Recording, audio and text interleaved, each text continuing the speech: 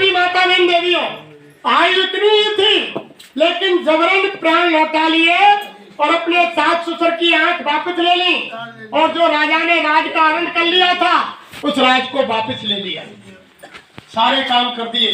यानी आज उसका इतिहास के अंदर नाम अमर है। छोटी मोटी ताकत नहीं, बहुत बड़ी ताकत है। जिनकी हम तुम पूजा करते हैं उनको ही बच्चा बना दिया 6 महीने के, तो नारी शक्ति के अंदर कोई छोटी मोटी ताकत, लेकिन अपनी शक्ति को भूली हुई है। जब महात्माओं के पास जाएंगे, इनके वचन सुनेंगे और इनके सानिध्य में रहेंगे, इनसे रास्ता लेंगे, घर में बैठ करके भजन करेंगे, तो हमारे गुरु महाराज ने बताया, अरे तुम मंदिर में जाकर के जो नकली पूजा कर रही हो, यानी वो भगवान का दीदार दर्शन ऐसे नहीं होगा जब तक वो तुम्हारी अंदर की आंख नहीं खुलेगी तीसरी। वो भगवान का दीदार दर्शन तो जब अंदर की तीसरी आंख खुल जाएगी तो यानी सब देवी देवता, 33 करोड़ देवता, 9 करोड़ दुर्गा, 10 करोड़ शंभू, ब्रह्मा विष्णु महेश और यानी राम कृष्ण ईश्वर अल्लाह, सबका दर्शन घर बैठे होगा। कहीं ऐसा नहीं है। भगवान का दर्शन प्रेमियों मरने के बाद नहीं होता।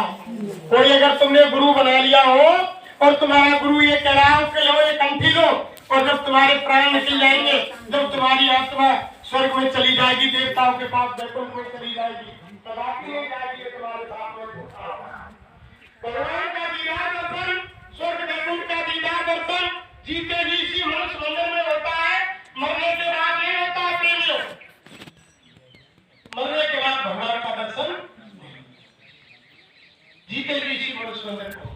मैं आत्माओं की गाथा बताऊंगा आपके, ये पत्थर में प्राण डाल देते। आपने सुना नहीं कि सतयुग त्रेता द्वापर बीता और कोई नहीं जानी सत्य की रीता, और कलयुग में सोई दया विचारी और भय प्रकट शब्द पुकारे। यानी कलयुग के अंदर सबसे पहले धरती पर यानी साहिब कबीर आए, जिन्होंने सत्य साहिब नाम को जगाया प्रेमी। सबसे पहले यानी उससे पहले धरती पर ऋषि थे, मुनि थे, त्यागी थे, तपसी थे और यानी ज्ञानी थे और योगी थे, योगेश्वर थे, लेकिन संत नहीं थे। धरती पर सबसे पहले संत कबीर साहब आए, और कबीर साहब की आपने गाथा सुनी नहीं, जो हम प्रार्थना बोलते हैं कि गुरु महिमा है अपार जगत में, गुरु महिमा है अपार, और गुरु की कृपा से कितने उतर गए, हो गए भव से पार जगत में, गुरु महिमा है।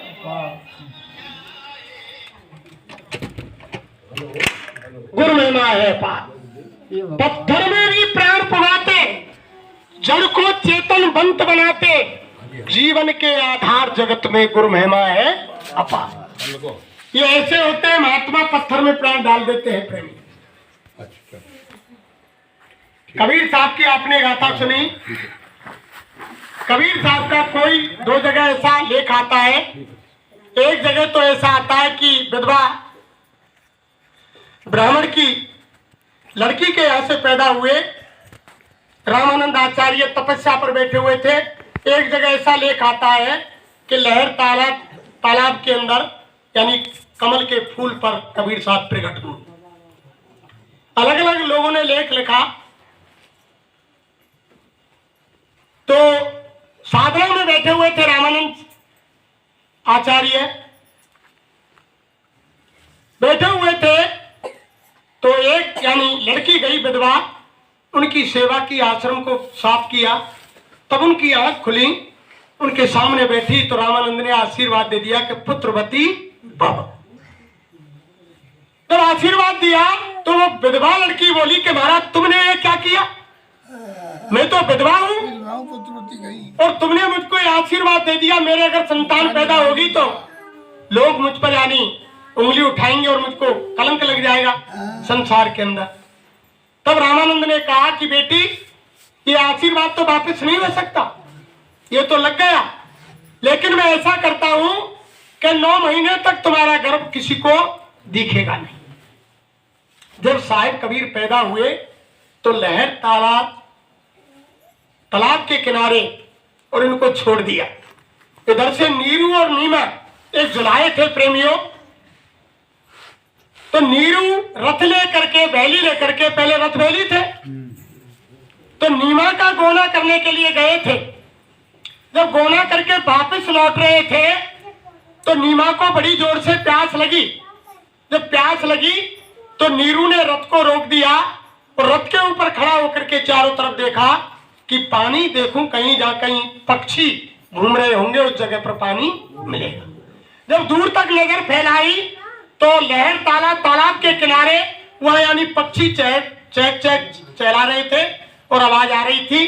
तो उतर के रथ से नीरू उस तालाब के किनारे गए और जाकर के वहां देखा पानी के किनारे पर यानी कमल के फूल पर और कबीर साहब लेटे हुए थे, हाथ पैर हिला रहे थे और सूर्य की किरण और यानी कबीर साहब की रोशनी एक मिल रही थी। जब इन्होंने अद्भुत बच्चा देखा तो एकदम डर गए, पानी है तो भूल गए नीरू और दौड़ करके नीमा के पास गए। नीमा ने कहा कि महाराज ले आए जल। अरे कि नीमा तो जल की पड़ रही है, बोले एक ऐसा अद्भुत बच्चा है जिसकी रोशनी सूरज से मिल रही है सीधी और वो कमल के फूल पर और यानी पानी के किनारे पड़ा हुआ है। दोनों रथ से उतर के तो वहां गए, बहुत बच्चा सुंदर। ऊपर से आकाशवाणी हुई, अरे शंका मत करो और बच्चे को उठाओ और तुम्हारे घर ले जाओ। ये बच्चा यानी शहंशाहों का शहंशाह यानी गुरुओं का गुरु, ये भविष्य में तुम्हारा यानी संसार में नाम उज्जवल करेगा, ख्याति होगी, ये विख्यात होगा। यानी जब आकाशवाणी ऊपर से हुई प्रेमियों तो नीमा ने बच्चे को उठा लिया। जैसे ही नीमा ने बच्चे को उठाया यानी सीने से लगाते ही नीमा के आंचल में दूध एकदम जैसे आया, नीमा ने बच्चे को छोड़ दिया जमीन पर कि ये क्या हुआ। फिर आकाशवाणी हुई, अरे बच्ची तुम डरो नहीं, ये बच्चे के लालन पालन के लिए तुम्हारे आंचलों में दूध भगवान ने भेजा है, तुम बच्चे को उठाओ और घर ले जाओ। जब घर लेकर के नीरू नीमा आए, जो कोई नई दुल्हन नई बहू आवे तो दुनिया देखने आवे। जब दुनिया आई चारों तरफ से के नीरू एका गोनो करके लाओ नीमा को तो देखे तो सही। जब पब्लिक चारों तरफ से आई तो गोदी में जब बच्चा देखो तो औरत आपस में यानी कहने लगी कि ये कैसे गोनो करके लाओ जो बच्चा ही संग में लेके आई है। अब उधर साहब क्या हुआ, शाम को जितने भी जुलाए थे सबने अपनी पंचायत बैठाई और नीरू से पूछा कि भैया तेनो तो हमारी जात को यानी नाक काट दी, बंसई मार दी होते ना माने क्यों भैया कि तुम्हारी औरत बच्चा लेकर आई है, तेरी का जरूरत पड़ी कि तेरी शादी नहीं होती कि का नहीं हो तो मान के भैया मैं सत्य बता रहा हूं, 5 पंचन में ये बच्चा मेरो नहीं, ये बच्चा यानी नीमा के से पैदा नहीं हुआ, ये रास्ते में लहर तालाब के किनारे और यानी कमल के फूल पर लेटा हुआ था और बड़ा ही तेजस्वी बालक। ऊपर से आकाशवाणी हुई जब मैं इस बच्चे को लेकर आ गया।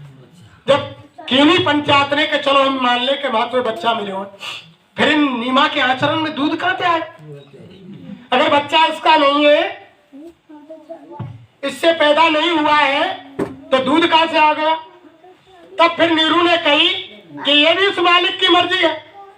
तब पंचायत ने फैसला करो कि अगर तुम्हारा बच्चा नहीं है, इससे तुम्हारी कोई ममता नहीं है तो तुम इसको वापस ले जाओ और जहां लाए माही आए छोड़ के। जब तुम मान लेंगे तुम्हारा बच्चा ना है, जब तो यानी समाज में हम तुमने मिला सके, अगर तुमने ही बच्चा तुम्हारे यहाँ रखो तो आज के ही समाज के।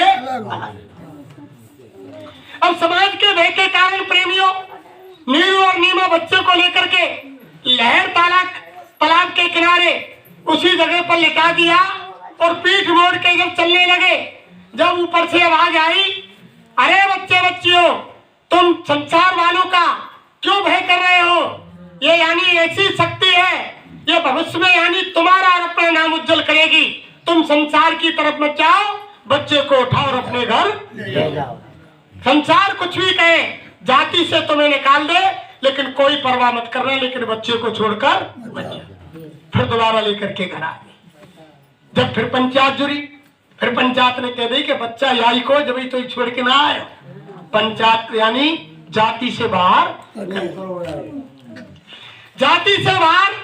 नीरू कर दिया प्रेमियों।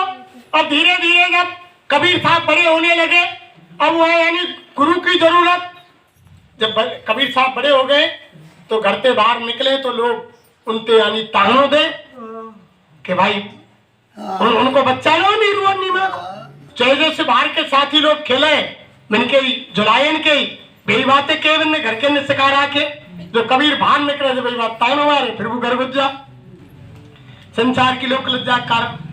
लेकिन उन्होंने कहा कि बिना गुरु के अगर मैंने वो तो पूर्ण थे, वो तो अनामी धाम से आने वाली शक्ति थी, सर्व समर्थ थे, लेकिन गुरु नहीं बनाएंगे तो गुरु मर्यादा खत्म हो जाएगी। तो रामानंद महाराज के पास गए, रामानंद आचार्य के पास कबीर साहब गए। पहले तो नामकरण संस्कार हुआ, बात सुनो भूल गो। तो जब बच्चा बड़ा है गोई तो मौलवी के पास लेकर के नीरू और नीमा गए कबीर साहब। अब माँ जा करके उनके सामने लिटायो, जैसे हमारे ना जो है पंडित हो ब्राह्मण हो ऐसे इनके मौलवी आवे।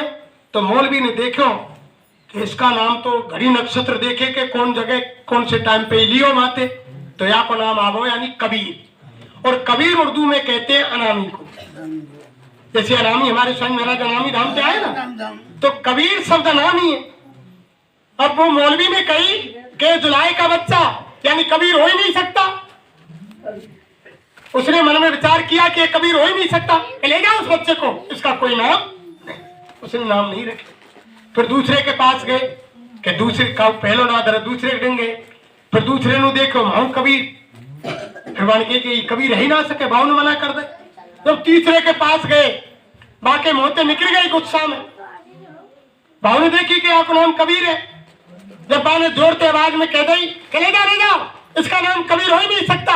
कबीर तो वो बहुत बड़ी शक्ति, शहंशाहों का शहंशाह, यानी वो गुरु का गुरु और वो मालिक का भी मालिक, वो कबीर, ये जुलाई का बच्चा कबीर नहीं हो सकता, ले जाओ उसको। जब नवाब सुन ली कि आपको नाम कबीर है, जब ने वो कबीर रख ली। तीसरे के मोते निकल गई जोड़ते, मैंने नहीं निकाली, तब उसे लेके आ गई घर।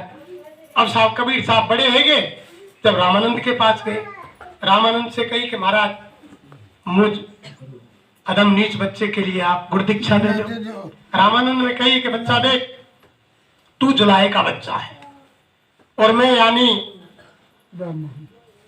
यानी जाति से ब्राह्मण हूं, और जो मैं केवल जो ब्राह्मण के बच्चे होते हैं उनको यानी दीक्षा देता, तुम्हारे लिए दीक्षा मना कर दे। कबीर साहब लौट के घर आएंगे। अब उन्होंने देखा कि ये 4 बजे गंगा जी पर स्नान करने जाते हैं, तो कबीर साहब ने छोटे बच्चे का यानी पैदल चल के गए और रामानंद यानी जंगल गए, पानी लेकर के गंगा जी में थे। जहाँ सिड्डी पे वे स्नान करे, 22 सिड्डी पे यानी 6 महीना को बच्चा बन के कबीर साहब और लेट गए सिड्डी। और लेट गए जैसे रामानंद, सुबह 4 बजे अंधेरा था, सिड्डी पे उतरे, अचानक पैर छाती पर पड़ा। कबीर साहब जोरते चिल्लाए, अब चिल्लावे तो हरा भी बच्चा उठावे। जब रामानंद ने कंधाते और लगा के बोले, अरे बेटा राम राम बोल, राम राम बोल, चुप है जा, रो मती ना, राम राम बोल। फिर कबीर ने कही कि नामदान तो अब कबीर साहब चुप लगा गए। कबीर साहब चुप लगा गए तो बैठा दिए, और जब माला टोपी रामानंद ने उठाए, गाड़ी के ले बेटा तू इनते खेलवे को टोपी बांध के मैं स्नान कर लूं, जब लेके चलो वे स्नान को नीचे घुसे, ऊपर ही लास्ट में कबीर साहब बैठा दिए। कबीर साहब को लगो दाब, लेके माला टोपी अभी अपने घर। रामानंद जी स्नान करके बाहर निकले, उन्होंने देखी कि यहाँ तो बच्चा ही ना है कोई। अरे मान के कोई भूत बलाई, टोपी हुए ले गई और माला हुए परम दे कछुआ मारो का बेंगार है, छोड़ दे। उधर रामानंद जी घर आ गए। अब कबीर साहब भजन करे, अब संग के बच्चा खेलवे वाले एक दिन अंदर घर में घुसाए। अम्मा देखो पूछी नीरू ते कि वो कहा है, कबीर कहाँ है? मान के बेटा वो तो भजन कर रहे हैं। अब भजन कर रहे हैं तो बिन्ने कही कि भजन कौन को करे, जब आपको गुरु ही ना है तो भजन किसका करता है। जब ये थोड़ी देर बैठे रहिए, जब कबीर साहब भजन पे खड़े हुए तो उनसे पूछी कि भाई कबीर तू भजन कौन को करे जब तेरे कोई गुरु ही ना है? कि मेरे गुरु रामानंद जी महाराज है। मान के तेरे गुरु कैसे बनने, तो मना कर रहे तो थे। अब्बा में तमाम खेले बारे में ब्राह्मण बच्चा है। जब बिन्ने माँ जाके रामानंद से कही कि महाराज तुम तो जो कह रहे कि मैं चेला ही ना बनाऊं कबीर है, और तुमने तो वो कबीर चेला बना लियो। अरे कौन कहता है कि वो कबीर ही कह रहा हो कि मेरे गुरु रामानंद आचार्य हैं। अल्लाह उसको बुला करके, जब कबीर बुला के ले गए, अब बुला के ले गए, मैं आश्रम में गया। अब रामानंद गुस्सा में तो होते ही है, और माला टोपी जेब में धर के कबीर साहब ले गए।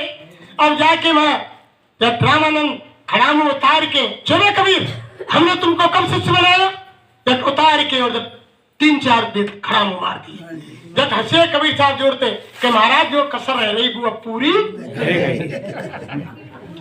कबीर साहब हंसे के जो कमी रह रही अब मेरी पूरी है गई। अब रामानंद बोले कि अरे कबीर वो कमी कौन सी, कि महाराज तुमने मुझको नामदान दियो तो के कहा दियो कि तुम जादना फलाने दिना 4 बजे स्नान करवे गए, तुम्हारा पैर का बच्चा परो, हाँ परो थियो कि तुमने बच्चा को बाकू माला टोपी खेलवे को दई, मन दई तो थी कभी ने नकार कहीं यही तो ना कहूं, मन गया तो यही है, मन के मैं ही था उस जगह जब तुमने कंधाते लेके मोते कही के बेटा चुप रह जा, राम राम बोल, राम राम बोल। जब बच्चा कंधाते ले तो वह कान आ जाए ना, और आप बाको मार गुरु को हटवाने वाको यानी नामकरण। और तो इतना वो वैभव देख करके रामानंद ने कहा अरे भाई देखो ब्राह्मण बच्चों, अब चाहे तुम कुछ भी करो मैंने कबीर को अपना शिष्य स्वीकार कर लिया। अब क्या था प्रेमियों कि जब दूसरे दिन रोजाना रामानंद ठाकुर सेवा करे, पहले स्थान किया ठाकुर की पूजा, तो रोजाना उनके शिष्य का नंबर वाइज गंगा स्नान के लिए ठाकुर जी ने ले जाए। सब पूरे ब्राह्मण बच्चा ने मीटिंग करी कि कल के दिन कोई भी गंगा स्नान के लिए ठाकुर जी ने नहीं ले जाए। क्यों कि नो कबीर आओ या कि कह दो कि महाराज हम तो ना जा रहे हैं, को जैसे मार साहब को नंबर हुए इनको हुए सब नहीं कर चले आए, 20, 30, 50, 70 सबने नहीं कर दी कि महाराज हम ना जाए, तुम्हारा जो मैं शिष्य भाई पे नब्बा पर ई नवाबो जाने न और आश्रम ते गुरु महाराज निकाल देंगे, क्या पर ना ठाकुर जी नबे नहीं जाने गुस्सा में क्या निकाल देंगे, ये कोई नहीं आश्रम में। और जब लास्ट में कबीर साहब को नंबर आया, आवाज लगाई रामानंद आचार्य ने, अरे बच्चा कबीर ये एक भी बच्चा नहीं जा रहा है, तुम ठाकुर जी को ले जाओ स्नान करा के आओ, गंगा जी ले जाओ। वो तो पूरा धनी थे कबीर साहब, मैंने कि महाराज गंगा स्नान, अन हाँ बच्चा कि वो कहा तुम्हारा बेत बेत लियो। रामानंद को बेत उठा कर कुटिया में घुस गए। कबीर साहब अरे के ठाकुर जी लड्डू गोपालो खड़े जा देख कर गुरु महाराज ने कह रहे थे स्नान करा के लाओ गंगा जी। बद बद भी आसन पे तो कूद के नीचे आके प्राण डाल दिए। ये यानी कोई कहानी किस्सा नहीं है, ये अटल सत्य बात है, ये चीज नहीं है जो तो आप ये समझ रहे हो कि कोई किस्सा बना रखे हो। यानी प्राण डाल दिए ठाकुर जी में, आसन से नीचे उतर आए। कबीर साहब ने डंडा खटखटाओ देख कर है चलो आगे आगे, मैं गंगा जी को चलने देर रह जाएगी, फिर गुरु महाराज पूजा करेंगे।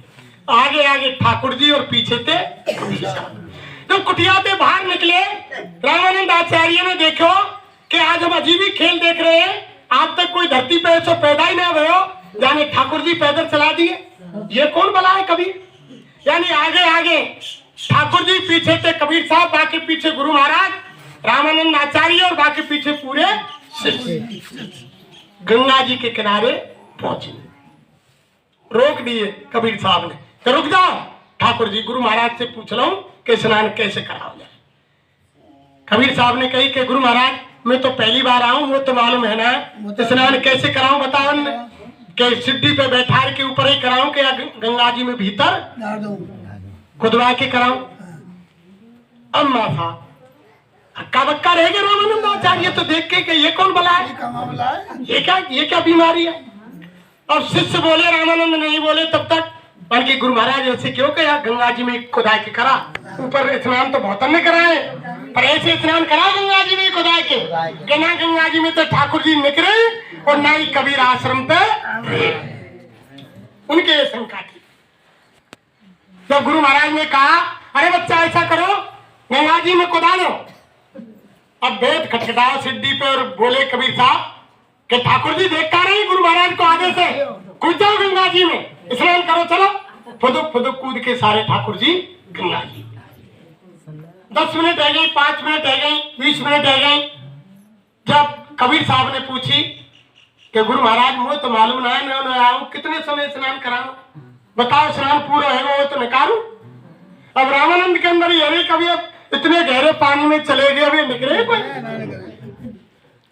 इनकी तो ये शंका आई। फिर एकदम होश आया, फिर दोबारा पूछी कबीर साहब ने कि गुरु महाराज जल्दी बताओ निकालू क्या और स्नान कराऊं। अरे कि बच्चा बहुत समय हो गया, बाहर निकालो। सिड्डी पे बैठ मारे कबीर साहब ने। अरे कि गुरु की पूजा का समय हो गया और तुम स्नान करने लगे रहोगे, निकलो ठाकुर जी बाहर आ जाओ। फुदक फुदक के बाहर सिड्डी पे आए, मन के रुक ले में पानी सुखा लो, फिर ऊपर चढ़ा दिए, मैंने अब चलो लाके मैं बैठा दिए आसन। बहुत चमत्कार कबीर साहब ने रामानंद को बड़ी बात है।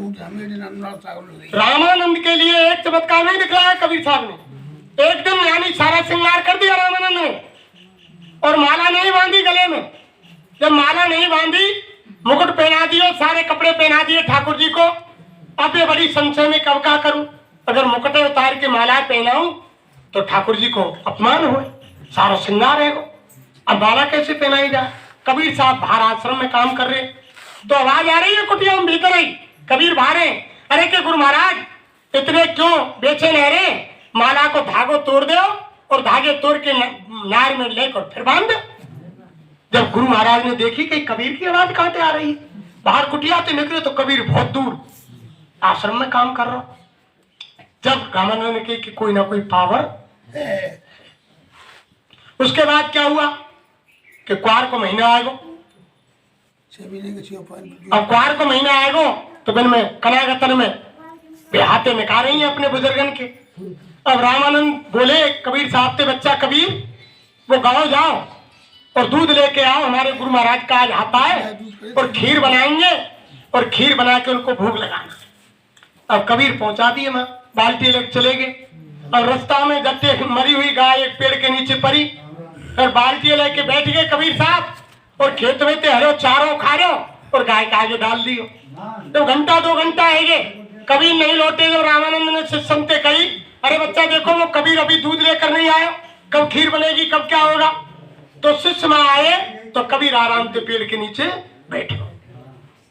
बोले कि कबीर तू ना बैठो, गुरु महाराज दूध की बात देख रहे। अरे कहने रुको, ये गाय खड़ी होगी और चारों चरेगी और ये दूध देगी, जब दूध लेके चलेंगे। अब शिष्य बोले कि तू बेवकूफ है, कोई मरी गाय चारों चरे तो कोई खड़ी हो कोई दूध दे। वे लौट के गए कि गुरु महाराज कबीर की तो बुद्धि खराब, वो तो गाय के पास बैठे हो मरी के और करो खड़ी होगी। और खुद गुरु महाराज आए चल के, अरे कबीर क्या कर रहा है, तू दूध लेकर नहीं पहुंचा। कि गुरु महाराज ने ठहरो, ये गाय खड़ी होगी चारों चरेगी और दूध देगी, जब दूध लेकर चलेंगे। अरे बेवकूफ, कोई मरी हुई गाय और चारे चरे कोई दूध दे। तो गुरु महाराज जब मरी गाय खड़ी है कि चारे ना चरे दूध ना दे तो वे तुम्हारे बड़े हुए गुरु महाराज कहते हैं खीरे देने आ रहे हैं, वे तुम्हारी खीरे खावे आ रहे हैं का। जब रामानंद के दिल में विचार आओ कि बात तो उस दिन ते वाले बंद करे फिर खीर जमाओ गुरु महाराज। एक बार क्या हुआ कि गुरु गोरखनाथ जी रामानंद के आश्रम में आ गए। आकर के रामानंद जी से बोले कि रामानंद महाराज अंदर से बाहर निकलो और हमारे सामने आओ, हम तुमसे साक्षात करने के लिए आए हैं। और गुरु गोरखनाथ दूसरे स्थान की पूजा करे, बहुत तगड़ा क्रोध था गुरु गोरखनाथ के अंदर और इतना पावर भी था दूसरे स्थान की पूजा करे। अगर काउंट कह दे कि भस्म तो भस्म ही है जाए, इतनी ताकत थी गुरु गोरखनाथ के। रामानंद बेचारे हाथ जोड़ के सामने आए कि बोलो गुरु गोरखनाथ जी कि आज तो हम तुमको छोड़ते हैं, आज से 7वें रोज हमारा तुम्हारा साक्षात होगा आमने सामने। अगर तुमने हमारे सवालों का जवाब नहीं दिया तो दिख रहा है त्रिशूल, इससे मार मार के तुम्हारी चमड़ी ऊंची कर दी जाएगी और आश्रम से निकाल दी जाएगी। कह के और उखाड़ त्रिशूल और राम गुरु गोरखनाथ वापस। अब बाके दिल में वो गम बैठ गई कि गुरु गोरखनाथ के नाम मेरी बराबरी हुए, ये तो मुझे मारेगो। और कबीर साहब सारी चीज मालूम, वे तो बड़े में थे, पहुंची हुई शक्ति थी। और रोजी ना सूखत जाए, रामानंद जी ना खानो खामे। 5 दिन 6 दिन बीत गए। जब कबीर साहब ने पूछी कि गुरु महाराज कि तुम क्यों अनमने रहे, ना खानो खामे, ना पूजा करें, ना बोली चाली करें ढंगते, ना तुम स्नान करें ढंगते, ऐसे सुस्त से रह रोजाना मैं देख रहा हूँ 5-6 दिन। गुरु गोरखनाथ जी आए जब से काटेंगे तुम थे कहा है। अब एक तरफ तो मैंने सोच ले कि जब मैं बराबरी ना कर सकूं बातें गुरु गोरखनाथ थे तो ये बच्चा क्या करे, और एक तरफ इनके चमत्कारों ने देख के दिल में यूं आवे कि कबीर थे तो कह ही दो सारी बात। अंत में रामानंद ने कबीर थे कह दी कि कबीर बच्चा ऐसे ऐसे शास्त्रार्थ की कह गए, अगर बाकी सवालों को जवाब मुंह पे नहीं दिव्यो तो बहुत तगड़ी पिटाई करे। बाकी बस गुरु महाराज ये चिंता है, तुम तो ऐसा करियो बाहर निकलते ही वाके सामने जाके नो कह दीजिए कि महाराज मुझे तो छोड़ो, तुम मेरा एक छोटा सा चेला है, तुम 22 शास्त्रार्थ कर लियो, मुझे तो छोड़ दो तुम। अब गुरु गोरखनाथ 7वें दिन आए और आकर के बीच आश्रम के चौक में त्रिशूल गाड़ दिया और अपनी योग माया के त्रिशूल की नोक पे आसन लगा के गुरु गोरखनाथ बैठे और आवाज लगाई, हे रामानंद आचार्य अंदर से बाहर आओ और हमारी बराबर आसन लगाओ और हमसे आकर के शास्त्रार्थ करो। तो पामितिक पावर कहो के बाकी बराबर आसन लगा सके। बाहर आयो हाथ जोड़ के महाराज मेरी तो बात छोड़ो, मेरा एक छोटा सा शिष्य है, बातें तुम शास्त्रार्थ कर लो। अरे बोल के बुलाओ उसको, चलो कितने शिष्यों को बुलाओगे, आखिर में नंबर तुम्हारा ही आएगा, कहां तक बचोगे। तो कबीर साहब को आवाज लगाई रामानंद ने, तो कबीर साहब आए। कबीर ने पूछी कि महाराज तुम्हारे आश्रम में वो सूत की अड़िया आते, हर जगह मिले ही पहले वो कच्चे सूत की अड़िया रेटा में काटे ही हर जगह, हर घर में, हर आश्रम में, हर मंदिर पे कोई जगह खाली ना रही, हर घर में मिल जाए, बिनके ही काम पर है ज्यादा। और जब रामानंद ने अड़िया लाग गा दी, गुरु गोरखनाथ के सामने आकर के अड़िया को छोर पकड़ के कबीर साहब ने और आसमान में फेंक दी। प्रेमियों आसमान में फेंक दी। गुरु गोरखनाथ ने देखो कहीं तो बहुत ऊंची चली गई। कबीर साहब ने आंख बंद करी और जाके झाड़िया को छोड़ पहुंचो, बापे आलती पालती मारकर आसन लगा के बैठी। ऊपर से आवाज लगाई कबीर साहब ने, अरे गुरु गोरखनाथ जी वहां तो जरा गर्मी पड़ रही है और तुम खुले आसमान में ऊपर आ जाओ और शास्त्रार्थ हमारा तुम्हारा ऊपर आसमान में खुले में हो। जब गुरु गोरखनाथ ने ऊपर को नजर करके देखी कि ये कौन भला है, इतना पावर मुंह में कहा है जो वहां जाके बैठ जाओ, त्रिशूल है उखाड़ के और जब माते बिंद कही के चलो आप तुम तुम्हें छोड़े दे, किसी और दिन देखेंगे। फिर चले बहुत चमत्कार, छोटे मोटे चमत्कार। अंत में तो यानी रामानंद सागर को ऐसा यानी विवश हो गए कि कबीर साहब के पैर पकड़ने के लिए उतारू हो गए।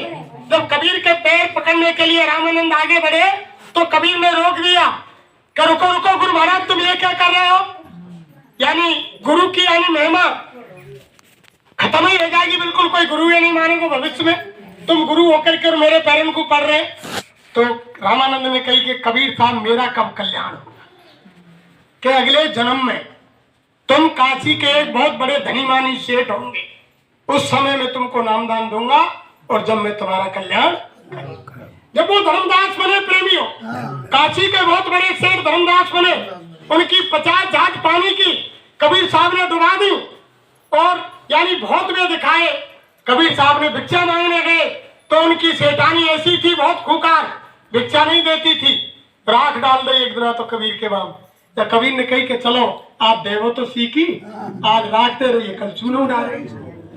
दूसरे दिन भिक्षा लेकर के आई। जब भिक्षा लेकर के आई तो कबीर ने कही, ए पापनी डंकनी शंकनी हत्यारनी, तू मेरे लिए भिक्षा लेकर आई है, तेरे चूल्हे के अंदर लाखों चीटी जल रही है, बम दीमक जल रही लकड़ियां, तू खाना बना रही। जब वो अंदर गई देखी तो वास्तव में बम दीमक जल रही। जब भीतर से सेठ जी निकल के आए, बेबेधन पे बैठे थे, उनको तो पैरों पर बाबो।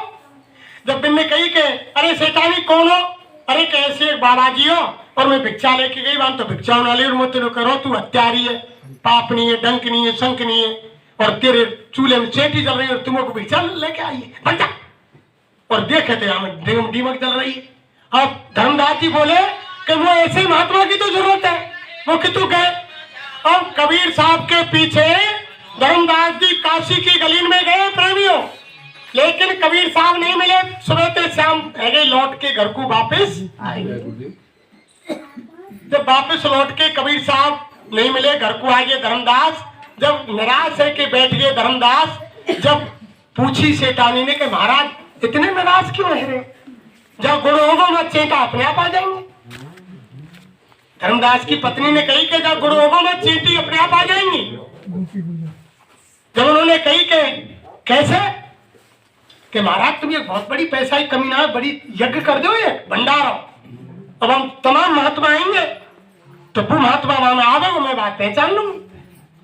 जटवा ने बड़ो भंडारो कर दियो धर्मदास। अम्मा कबीर साहब का आम है, तमाम महात्मा आगे सबको भोजन कराया धर्मदास ने, धर्मदास की पत्नी ने।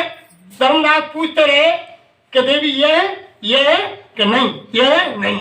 सब महात्मा जवाब दिए, लास्ट में भंडारो पूरा है वो, लेकिन कबीर साहब नहीं आए। जब कबीर साहब नहीं आए प्रेमियों, दूसरे दिन धर्मदास मान की पैसा भी खर्च हो गया और उस महात्मा के दर्शन भी नहीं हुए। तो यानी गंगा के किनारे जाकर के और दोनों पति पत्नी गंगा जी के अंदर घुस गए और कमर कमर पानी में गए, नार तक के पानी में जब गए, जब कबीर साहब ने देखा कि अब ये दोनों जान को झोंकने वाले हैं, अपने प्राण त्यागने वाले हैं। जब दूसरे किनारे थे, कबीर ने आवाज लगाई कि अब यानी बिल्कुल गुरु के ऊपर यानी आज से कहेंगे, अब इनके अंदर गुरु से मिलने की यानी तड़प है, जिज्ञासा है। जब उन्होंने उधर किनारे से आवाज लगाई, अरे बच्चा ठहरो ठहरो, रुको मरो नहीं।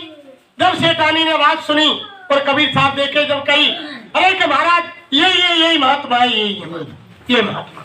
जब कबीर साहब घूम करके आए और आकर के जब वो बाहर निकले, तब कबीर ने कही सेठानी से, अरे बच्ची ये वो महात्मा नहीं है जो गुरु को देख करके तुमने कहा कि जब गुरु होगा मत चेटी अपने आप। जब माँ ने पूछी सेठानी ने कि महाराज तुम कहाँ सुन रहे हैं बात है, हम तो कमरा में हमारे में दो ही थे, पति और पत्नी। जब कबीर साहब ने कही कि मैं हर जगह, कोई जगह मुझसे खाली नहीं, जहां तुम कोई बात करोगे मैं उसको सुनता।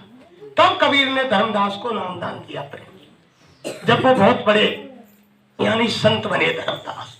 ज्योति देखो महात्मा, एक बार की बात प्रेमियों, नारद जी महाराज भगवान के पास गए और नारद जी ने भगवान से पूछा कि महाराज संसार में तुम्हारे भक्त हैं, जितने भी तुम्हारी पूजा भक्ति करते हैं वो सबके सब गरीब यानी निर्धन क्यों हैं, वो दुख क्यों पाते हैं? कि नारद जी चलो मैं बताता हूं। जब दोनों महात्मा का भेष करके भगवान और नारद जी संसार में आए थे, सेठ बहुत पैसे वाले के दरवाजे गए और जाकर के दरवाजा खटखटाया। यानी 5-10 मिनट खड़े रहने पर, 10 बार दरवाजा खटखटाने पर तो सेठ ने दरवाजा खोला और दरवाजा खोलते ही जब महात्मा ने कहा कि महाराज भिक्षा चाहिए, अरे भिक्षा चाहिए आगे, तुमने कमा के धर गए, तेरा बाप कौन है ठहरी, तुमने कमाओ, तुम पे कमाई ना हुए, वहां चले जाओ होटल में खा ली हो, लेना कोई भिक्षा। यानी इतना धनवान होते हुए सेठ का ये जवाब था।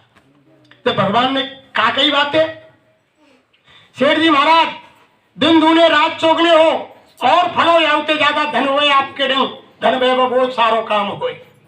अब नारद बोले कि भगवान एकदम इतने पैसा और भिक्षा ना दे रहे, आपको आशीर्वाद दे रहे कि तू और बढ़। फिर एक बुढ़िया के पास आगे झोपड़ी में नारद ने मनी मन में विचार किया, भगवान के सामने नहीं कहा।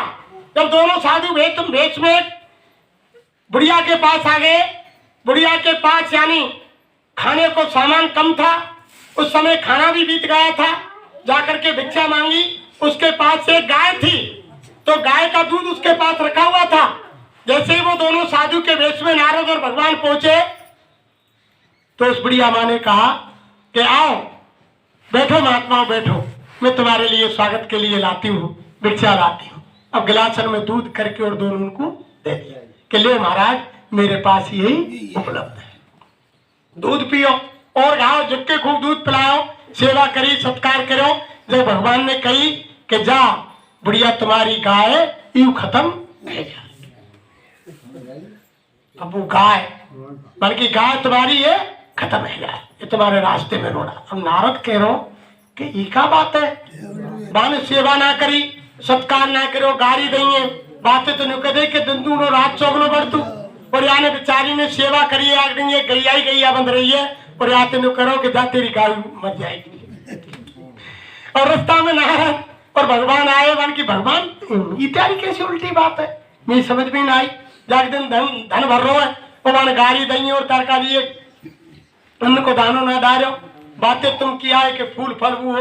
मान की नारद जी मैंने न्यू कही है कि आके जब धन वैभव माल खजानो तमाम होगो, जब यहाँ की आस इनमें ही लगी रहेगी, धन में ही। जो स्वामी जी के जहाँ आशा तहाँ, अगर तुम जल में पूजा करोगे तो जल के जीव बनोगे, पेड़ की पूजा करोगे तो यानी वृक्ष योनि में जाओगे, और अगर यानी पत्थर की पूजा करोगे तो पत्थर बनोगे। जहाँ आशा तहाँ वासा। तो भगवान ने कही, मैंने उसको इसलिए आशीर्वाद दिया कि जो माल खजानों बक्सान में भरे रहेगो, या को 24 घंटा मरते दम तक बाई पे ध्यान रहेगो, अंत में इस सरप बनेगो और वह धन की रखवारी करेगा। इसलिए उसको मैंने वरदान कि दिन दूनो रात चौगनो बाटी। फिर नारद ने पूछी कि वह बुढ़िया तेने क्यों कही तेने, भगवान के गैया मर जा। अरे गैया डोकरी और कोई काम ना, वैसे तो भजन करे दिन रात, पर या को मोया गैया में धरो, और अगर ये डोकरी मरती जब या की रह जाती दिल में कि मेरी गैया की कौन करेगा, कोई कसाई तो नहीं ले जाएंगे, काट तो नहीं देंगे, भूखी तो नहीं मरेगी, प्यासी तो नहीं मरेगी, या को ध्यान गाय में रहतो तो या गाय योनि में जानो पड़ता। ये मेरे धाम के लिए नहीं आती, इसको गाय योनि में जाना पड़ता, क्योंकि इसके अंत में आशा गाय की हो रही थी, इसलिए उसको गाय योनि में जाना था। इसलिए मैंने कही जब मेरी भगत ही है तो गाय मर जाए, जाते या को ध्यान मेरी तरफ है और मेरे धाम को सीधी। ये यानी भगवान की लीला होती है, और भक्ति हमेशा गरीबी में होती है, पैसे में भक्ति नहीं। पैसे में आज तक किसी ने नहीं किया, जिसने भक्ति की किसी महात्मा का किसी का क्या उठा कर देख लो। धर्मदास काशी के माने हुए सेठ थे, जिसके पानी के 50 जहाज रोजाना समुद्र में लाद करके डेली व्यापार करते थे। एक दिन 50 के 50 जहाजों पानी में कबीर साहब ने डुबा दी, 50 जहाज, सारी धन की भी खत्म कर दी। मकान था प्रेमियों, मकान ढह गो, एक दीवार रह गई। ये इतिहास में लिखा हुआ है, दीवार पे चद्दर डाल के भजन करे धर्मदास, बरसात आई, बरसात में वो दीवार उठ गई। खुले मैदान में धर्मदास ने भजन किया। उन्हें देखे भल्ला था, औरत मर गई, बच्चा मर गया, खेत बिकवा दिया जमीन, और वह कुआं में डाल दिया लकड़ी के भोजन में लेके। तो यानी भक्ति तो प्रेमियों, एक बयान में 2 तलवार नाम है कि तुम नुके के संसारों मिल जाए और भक्ति मिल जाए भगवान की, नहीं मिले, एक ही चीज ले सकते। और देखो महात्मा तो ऐसे दयालु होते हैं प्रेमियों। सावन सिंह महाराज थे, सावन सिंह महाराज बाबा जयमल सिंह के शिष्य, कर्नल फौज में नौकर थे महाराज सावन सिंह। उनके एक शिष्य थे ठाकुर सिंह,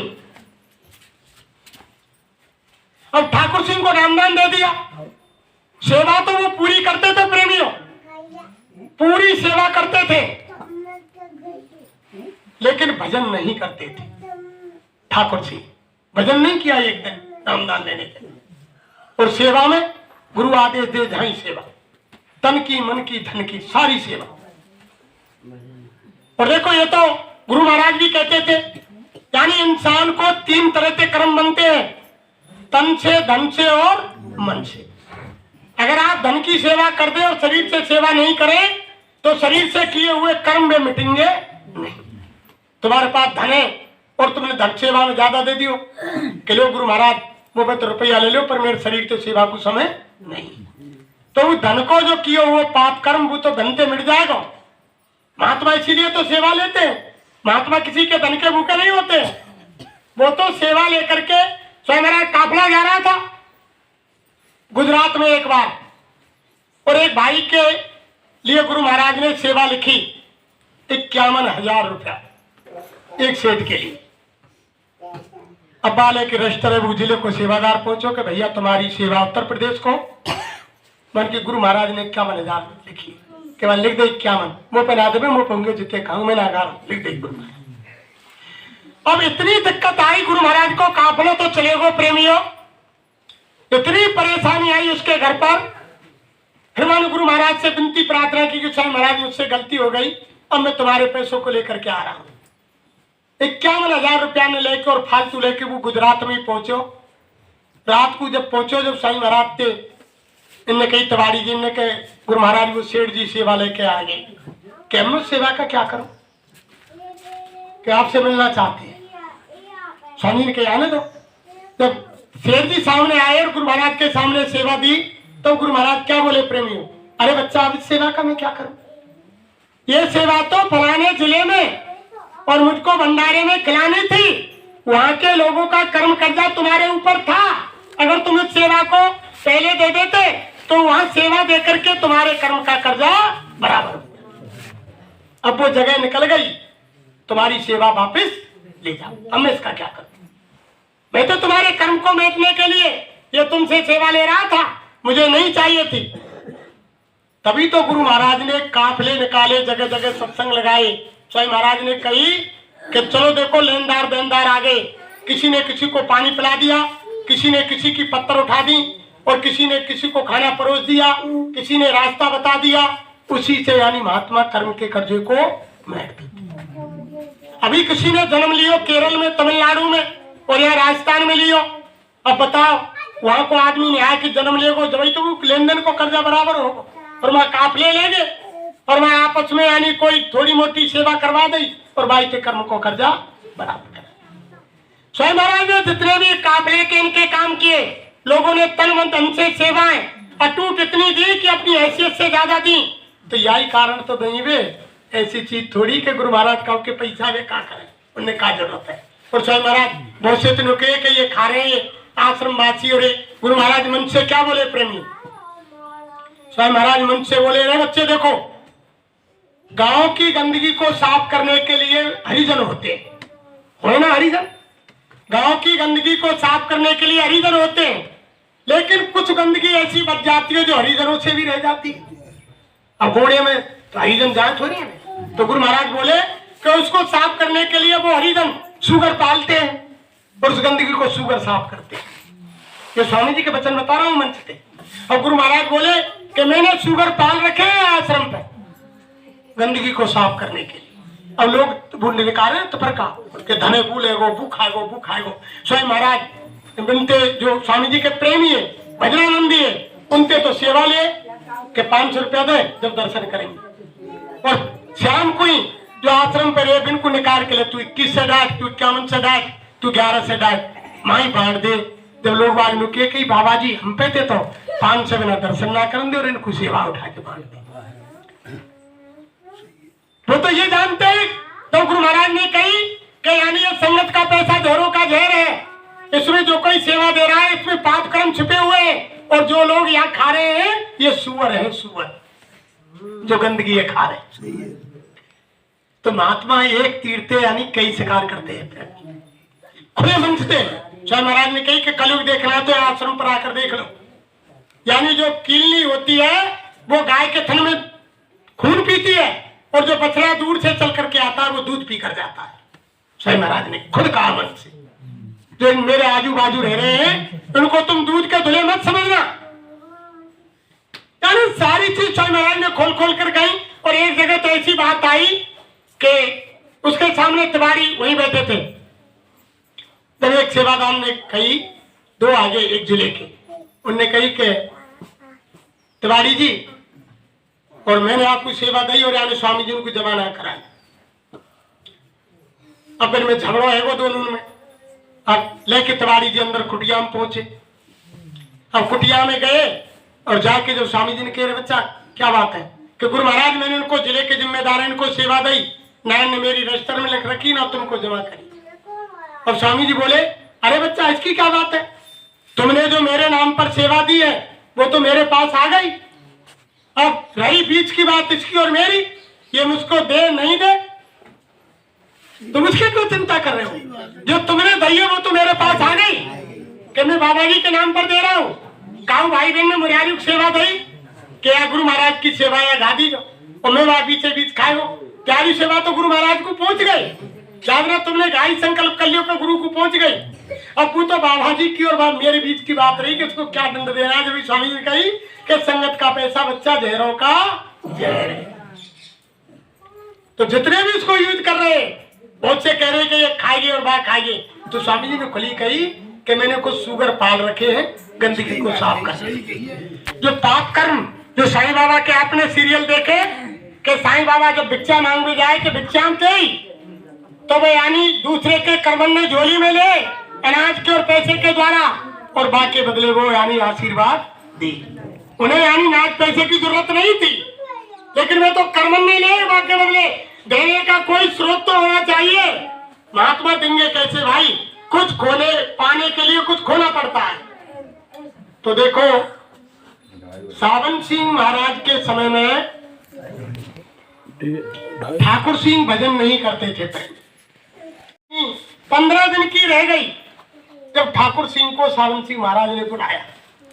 अरे बच्चा इधर आओ, तुम भजन करते हो कि गुरु महाराज मैं मुंह पे भजन ना हो मैं ना।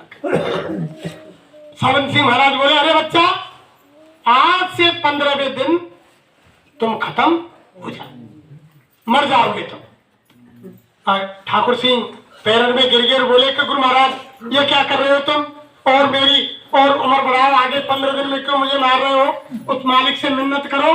जब सावन सिंह महाराज ने कही कि मेरा बच्चा 32 साल का था जब वो दुनिया से चला गया, उसका समय पूरा होते ही मैंने मालिक से उसकी मिन्नत नहीं मांगी कि उसकी उम्र बढ़ा दो।